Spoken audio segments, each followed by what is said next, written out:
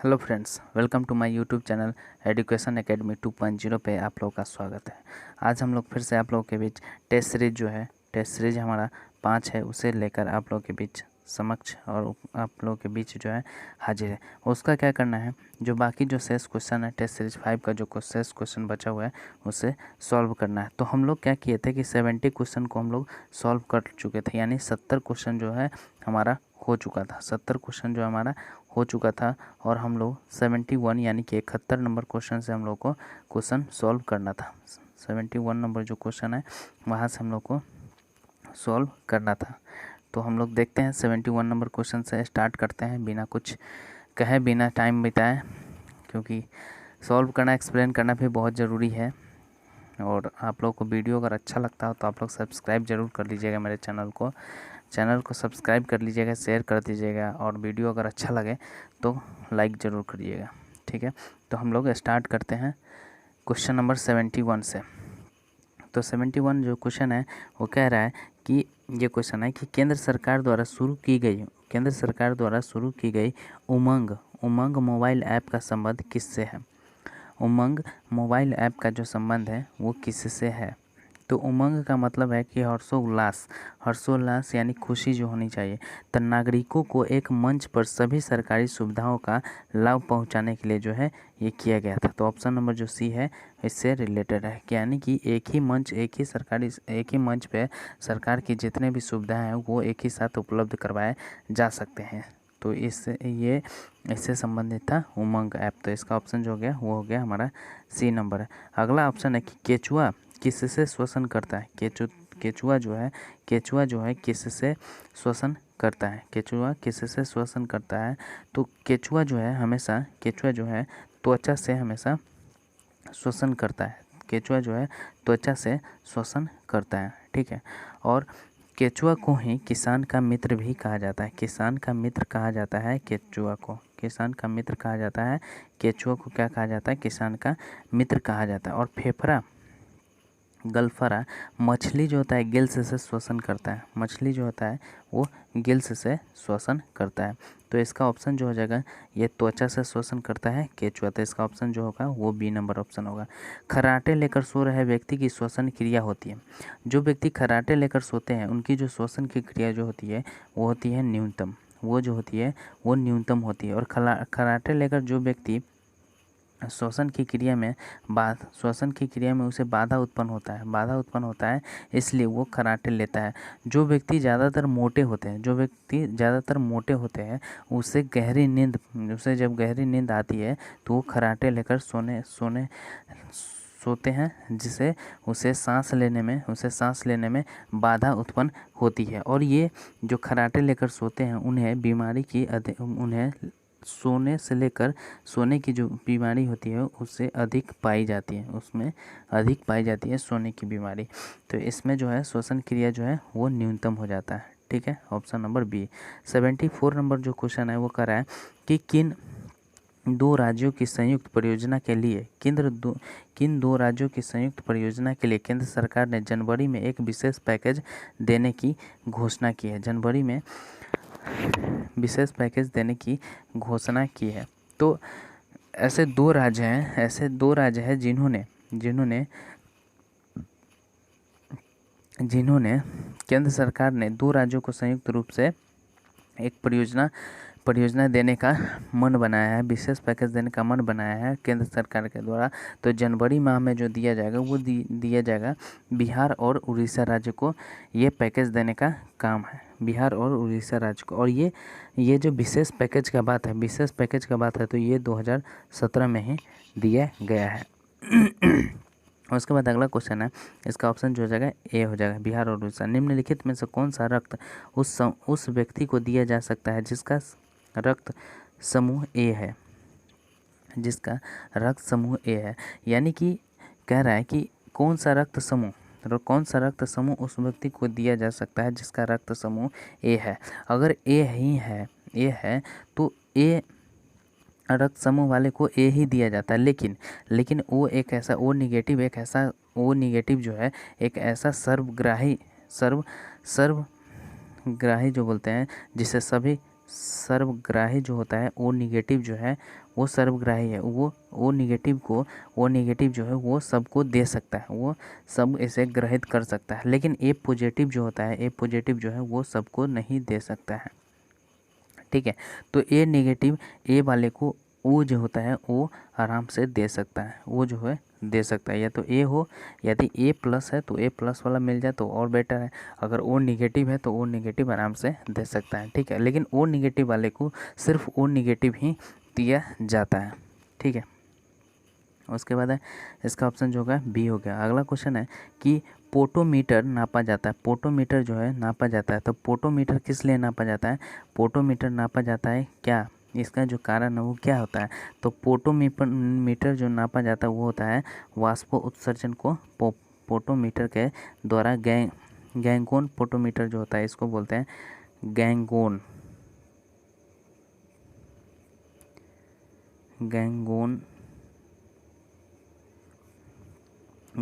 Potometer जो होता है इसके द्वारा क्या किया जाता है, पोटोमीटर को इसके द्वारा वाष्प उत्सर्जन जो है नापा जाता है। गैंगोन पोटोमीटर के द्वारा इसके द्वारा जो नापा जाता है वाष्प उत्सर्जन मापा जाता है। ठीक है, और पीएच स्केल की बात करें तो पीएच स्केल जो है, पीएच स्केल की जो खोज किया था वो सोरेनसन ने किया था, पीएच स्केल का खोज। और इससे पीएच स्केल से ये पता चलता है कि जो कुछ भी मतलब कोई पदार्थ है तो वो एसिड है या बेस है या न्यूट्रल है, ये हमेशा पता चल जाता है। यानी कि अम्ल है, क्षार है या उदासीन है, ये हमें पीएच स्केल से पता चलता है। तो इसका ऑप्शन हो गया डी नंबर। अगला क्वेश्चन है डीएनए की प्रकृति किस प्रावस्था में है, डीएनए की जो प्रकृति है वो किस प्रावस्था में पाया जाता है। तो डीएनए की प्रवृत्ति जो होता है वो इस अवस्था में पाया जाता है, इस स्पाइरल की तरह होता है, जो कि इस टाइप से होता है। ठीक है,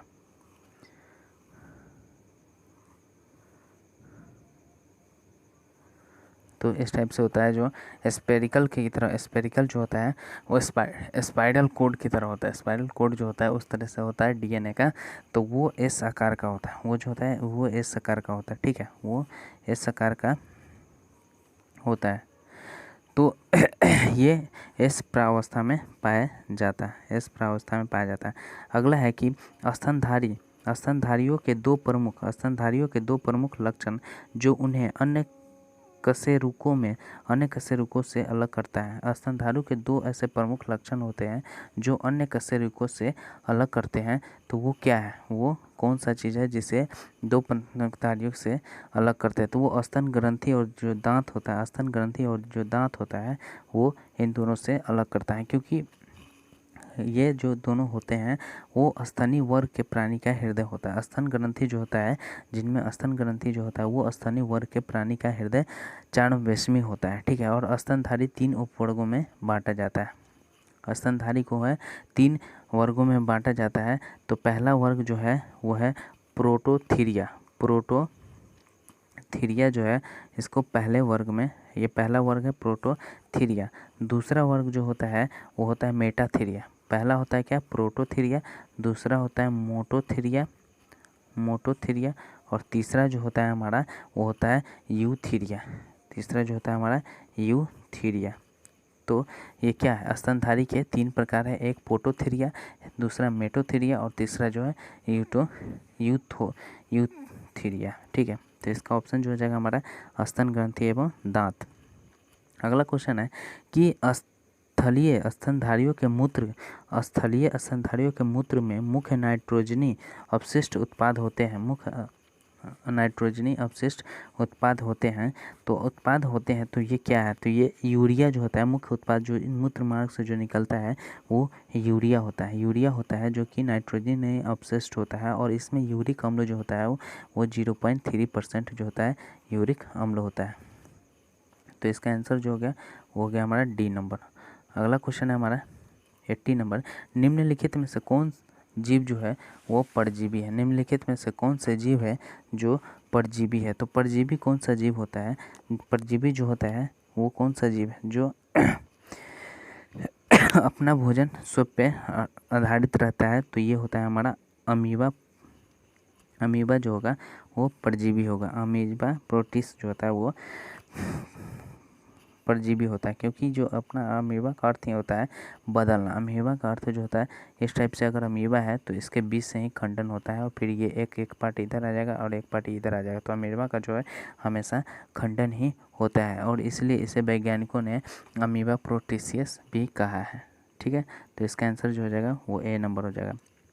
अगला है कि गुणसूत्र की उत्पत्ति, गुणसूत्र की अनुगणित, गुणसूत्र की अगुणित हैप्लॉइड जिसे बोलते हैं हैप्लॉइड संख्या पाई जाती है।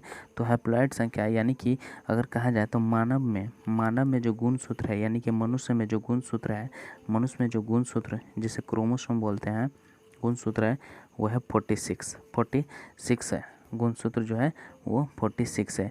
और गुणसूत्र जो पाया जाता है वो पाया जाता है अमीबा में, वो जो पाया जाता है वो अमीबा में पाया जाता है। ठीक है, अमीबा में पाया जाता है। और असूत्री विभाजन इसमें जीवाणु होती है, नीलहरित शैवाल भी होता है, एस्ट भी होता है और ये अमीबा प्रोटोजोआ भी होता है। और ये क्या होता है कि मानव शरीर में जो होता है वो 23 जोड़े क्रोमोसोम होते हैं, जिसे गुणसूत्र हिंदी में कहते हैं। तो 23 जोड़े का मतलब हुआ कि 23 यानी कि 46 जो होगा वो क्रोमोसोम होगा। तो इसका आंसर जो होगा अमीबा होगा। ठीक है, अगला क्वेश्चन 82 नंबर क्वेश्चन है कि हमारे शरीर में पाए जाने वाला फास्फोरस तत्व उपस्थित रहता है। हमारे शरीर में जो फास्फोरस तत्व उपस्थित रहता है तो वो उपस्थित रहता है हड्डियों एवं दांतों में। हड्डियों एवं दांतों में जो है फास्फोरस, हड्डियों में फास्फोरस और कैल्शियम रहता है और दांतों में भी हड्डियों और कैल्शियम मतलब फास्फोरस और कैल्शियम जो है दोनों तत्व हड्डियों एवं दांतों में मौजूद होता है। और मनुष्य जब जन्म लेता है तो जन्म के समय में उसमें उसके शरीर में जो हड्डियों की संख्या होती है वो 300 प्लस होती है। जब मनुष्य जन्म लेने के बाद उसका विकास होता है, मनुष्य का जब विकास होता है तो अंतोगत्वा एक ऐसा उम्र आता है जैसे कि 18 प्लस हो जाता है, तब उसमें जाके 206 हड्डियाँ तब जाके 206 हड्डियाँ विकसित होते हैं। ठीक है, और मानव शरीर में जो कुल दांतों की जो संख्या होता है, मानव शरीर में जो दांतों की जो संख्या होता है वो 32 होता है, यानी कि 32 जो होता है वो दांतों की संख्या होती है।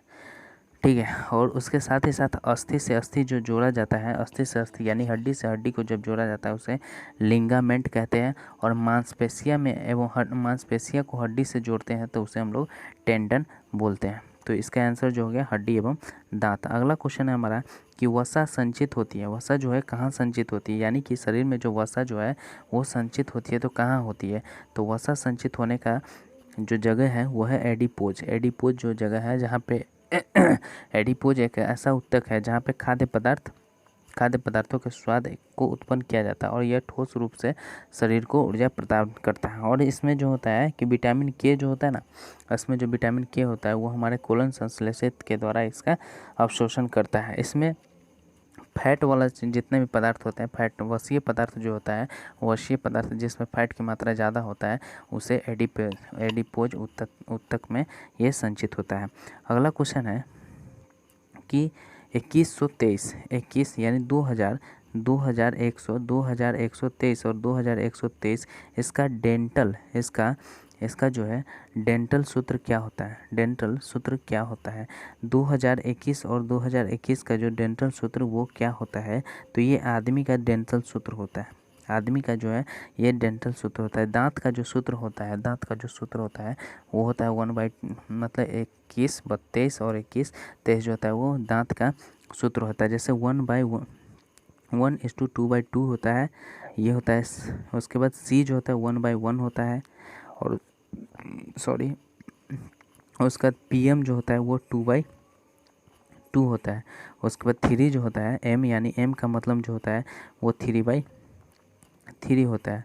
तो टोटल जो बनता है जैसे यहाँ से देखेंगे तो 2 इकाई 2, अगर 2 से 2 यानी कि 2 तो 2 4 बन जाएगा। तो इसका ऑप्शन जो हो जाएगा ये 2 बन गया, फिर यहाँ से 1 बन गया हमारा और ये कट गया, ये 2 से 2 गया तो हमारा फिर यहाँ पे 1 बना और 3 से 3 गया तो ये 1 बना। ठीक है, तो टोटल जो हमारा बना कितना 2 3 3 2 6 यानी कि हमारा बन गया 3 2 5 3 8, 3 2 5 3, ये 1 2 2 3 3 2 5 5 3 8, यानी कि 8 ऊपर बचा और 8 नीचे बटा, ठीक है, बटे में 2, 8 8 कट गया, तो ये 8 दूना 16 और 8 दूना 16 जो है 8 दूना जो बचा है वो 8/8 × 2 बचा है, ठीक है। तो ये कहने का मतलब कि 8 से ऊपर भी और 2 से नीचे भी, तो ये 16/16, यानी कि 16 दांत नीचे और 16 दांत जो होता है वो ऊपर होता है। ये मनुष्य दंत सूत्र है, ठीक है। तो इसका ऑप्शन जो हो जाएगा सी हो जाएगा। अगला क्वेश्चन है कि वास्तविक नाभिक पाए जाते हैं, वास्तविक नाभिक पाए जाते हैं तो कहाँ पाए जाते हैं? वास्तविक नाभिक जो है वो कहाँ पाए जाते हैं? तो वास्तविक नाभिक जो पाए जाते हैं वो उच्च पादप कोशिका में पाए जाते हैं। उच्च पादप कोशिका जो होता है उसमें पाया जाता है, जिसमें उच्च पादप कोशिका में पाया जाता है, जिसमें प्रोकैरियोटिक कोशिकाओं में स्पष्ट केंद्र जो होता है उसका अभाव होता है, और यूकैरियोटिक कोशिका में पूर्ण रूप से कोशिका जो होता है वो विकसित होता है। और नाभिक जो होता है एक बड़ा कोशिका होता है, उसके अंदर में जो केंद्र होता है उसी को हम लोग नाभिकीय बोलते हैं, ठीक है।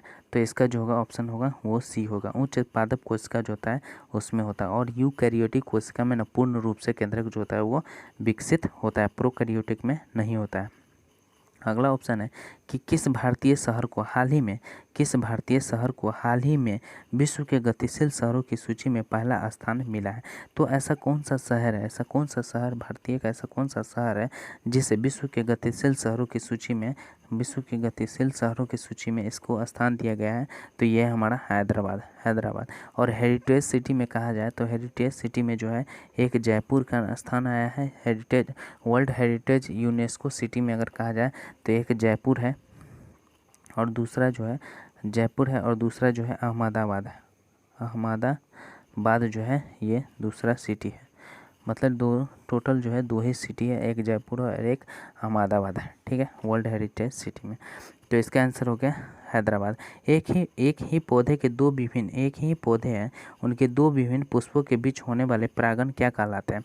जब एक पौधा होता है, उनके एक ही पौधे के 2 पुष्पों के बीच, एक पौधे के होते हैं उनके 2 पुष्पों के बीच जो परागण कण जो मिलाया जाता है, परागण कण को एक साथ लिया जाता है, तो उसे हम लोग क्या बोलते हैं? तो उसे बोलते हैं हम लोग गैटोकेनी। तो उसे हम लोग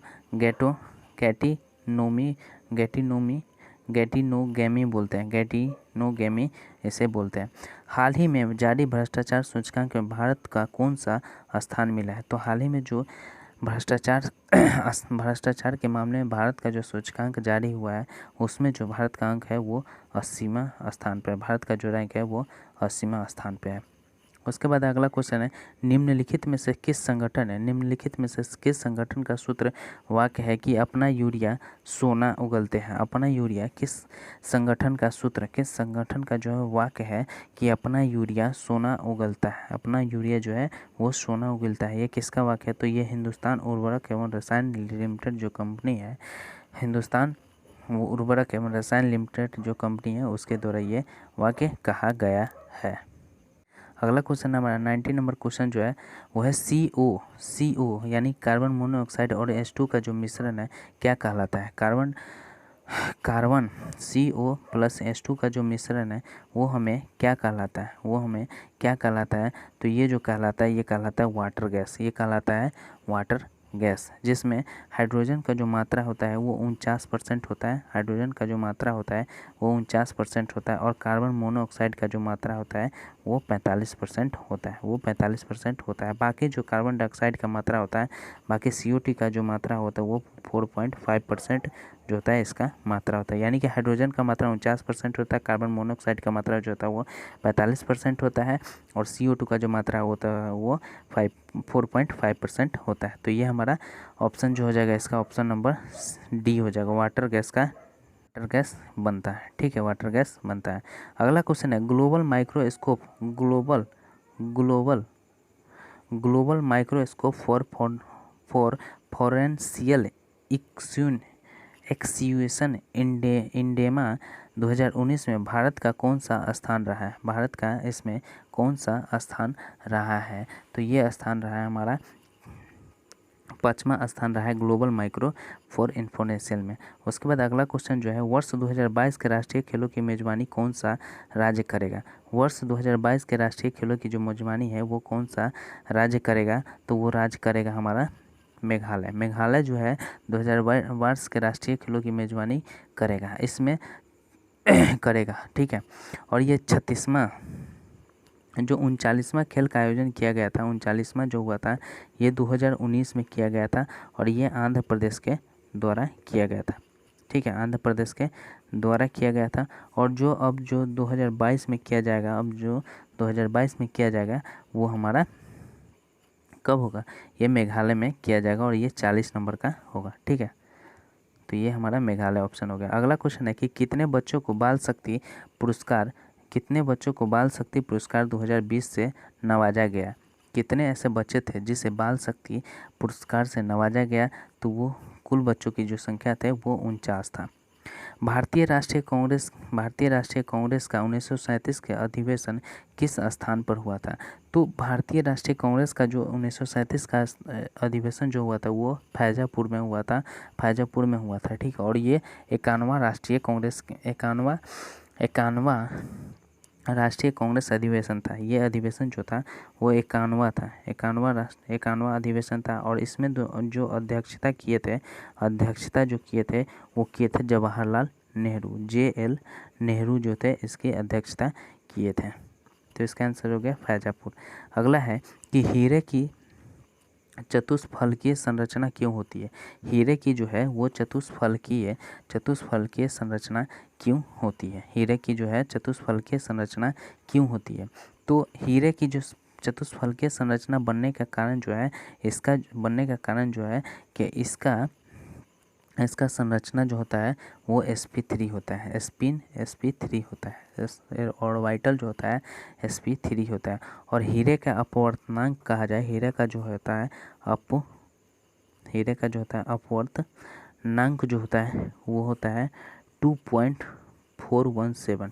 हीरे का अपवर्तनांक जो होता है वो 2.417 होता है। और हीरा जो होता है ताप एवं विद्युत का कुचालक होता है। हीरा क्या होता है? ताप और विद्युत का जो होता है वो कुचालक होता है। ताप और विद्युत का कुचालक होता है क्या?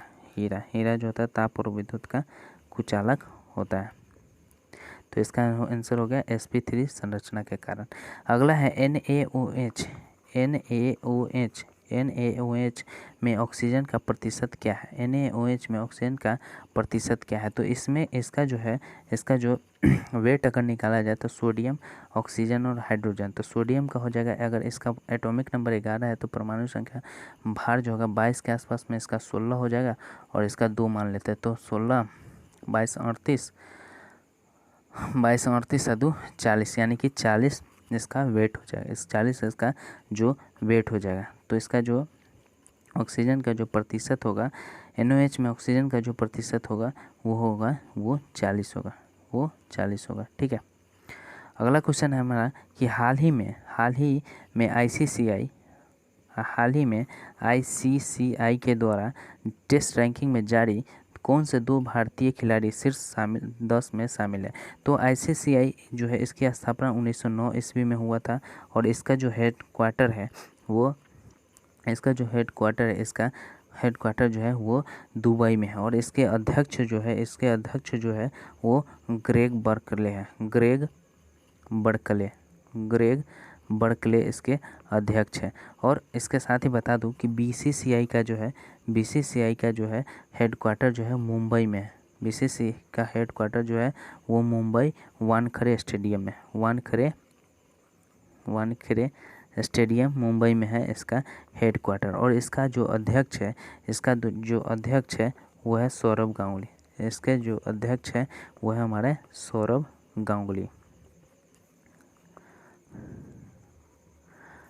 गांगुली इसके अध्यक्ष हैं, ठीक है। तो टेस्ट रैंकिंग जो जारी किया है उसमें से कौन से 2 ऐसे खिलाड़ी हैं जो टॉप 10 के अंदर आते हैं? तो वो खिलाड़ी जो है हमारा विराट कोहली है और एक जसप्रीत बुमराह जो है ये टॉप 10 के अंदर में आते हैं। यानी कि ऑप्शन नंबर जो बी है ये सही है। अगला क्वेश्चन है 98 नंबर क्वेश्चन है कि सन 1930 में कांग्रेस का सविनय अवज्ञा आंदोलन सन 1930 इसमें कांग्रेस का सविनय अवज्ञा आंदोलन इतना सफल हुआ कि निम्नलिखित शहरों में से एक अंग्रेज राज्य के चिन्ह कई महीनों तक गायब से हो गया था। तो ये था हमारा बहरी अंग्रेज था। और ये सविनय अवज्ञा आंदोलन जो है 1930 ईस्वी में शुरू किया गया था। इसी के दौरान महात्मा गांधी के द्वारा एक यात्रा शुरू किया गया था जिसका नाम है दांडी यात्रा। दांडी यात्रा शुरू किया गया था। दांडी यात्रा जो है वो शुरू किया गया था 12 मार्च को। 12 मार्च से 6 अप्रैल तक चला था। 12 मार्च 6 अप्रैल 1930 तक जो है यात्रा जो चला था वो 12 मार्च से 6 अप्रैल तक चला था। 6 अप्रैल 1930 ईस्वी तक चला था। और ये टोटल जो था 24 दिन का ये यात्रा था। 24 दिन का ये यात्रा था। तो इसमें जो था बहरी चिन्ह था। ठीक है। अगला क्वेश्चन है किस शासक द्वारा सर्वप्रथम पाटलिपुत्र की राजधानी के रूप में चयन किया गया था। तो ऐसा कौन सा शासक था जिसे पाटलिपुत्र की राजधानी के रूप में चयन किया गया था। तो ये प्राचीन काल का प्राचीन हिस्ट्री से रिलेटेड क्वेश्चन है। तो उदयन के द्वारा जो था सर्वप्रथम पाटलिपुत्र को अपना राजधानी चयन किया था। ठीक है। और उदयन जो था अजातशत्रु की हत्या कर शासक बना था। और अजातशत्रु भी थे जो अपने पिता बिंबिसार के हत्या किए थे। ठीक है। और अजातशत्रु के पुत्र का नाम था उदयन और उदयन ने ही सर्वप्रथम अपनी राजधानी पाटलिपुत्र को चुना था। ठीक है। अगला क्वेश्चन है हमारा 100 नंबर कि किस देश की सीमा बिहार राज्य से जुड़ती है। किस देश की सीमा जो है बिहार राज्य से जुड़ती है। तो उस देश का नाम है नेपाल। नेपाल जो है बिहार राज्य से इसकी सीमा जुड़ती है। और बिहार में भी सीतामढ़ी जो डिस्ट्रिक्ट है, सीतामढ़ी जो शहर है यानी सीतामढ़ी जो ज़िला है, इसकी सीमा बहुत ज़्यादा ही इसकी सीमा जो नेपाल से है बहुत ज़्यादा लगती है। नेपाल से बहुत ज़्यादा लगती है। बहुत यानी कि बिहार में सीतामढ़ी जो डिस्ट्रिक्ट है, सीतामढ़ी ज़िला है, इसकी सीमा जो है नेपाल से बहुत ज़्यादा लगती है। बहुत ज़्यादा जो है इसमें लगती है। ठीक है। नेपाल से सबसे ज़्यादा लगती है। तो इसके साथ हमारा टेस्ट सीरीज जो 5 है वो कंप्लीट हो चुका है। इसी के साथ जो है इसका जो PDF है वो अपना टेलीग्राम चैनल है एजुकेशन एकेडमी 2.0 पे मैं इस PDF को डाल दूंगा। साथ ही साथ इसमें आंसर की भी है तो आप लोग देख लीजिएगा। और इसका जो आंसर होगा वो बी होगा। 100 नंबर क्वेश्चन का जो बी है। तो यहीं पे हम लोग वीडियो को द एंड करते हैं। तो ये हमारा जो है वो टेस्ट सीरीज जो 5 है वो हमारा ओवरऑल कंप्लीट हो चुका है। कंप्लीट जो है ये हमारा हो गया, कंप्लीट हो गया। टेस्ट सीरीज 5 जो है हमारा कंप्लीट हो गया फाइनली। ठीक है। तो अब हम लोग कल से फिर टेस्ट सीरीज जो है वो 6 को हम लोग स्टार्ट करेंगे, अच्छे से फिर उसको करेंगे। ठीक है। तो आप लोग इस वीडियो को बार बार देखिएगा। और इससे जितने भी मैं क्वेश्चन इसको करवा रहा हूँ वो बहुत ही इंपॉर्टेंट क्वेश्चन है। बहुत ही इंपॉर्टेंट क्वेश्चन सब जो है उसे मैं बार बार करवा रहा हूँ। और एक क्वेश्चन से कई सारे क्वेश्चन भी निकलता है। ठीक है। तो आप लोग देखिएगा। तो ठीक है, यहीं पर हम लोग वीडियो को द एंड करते हैं।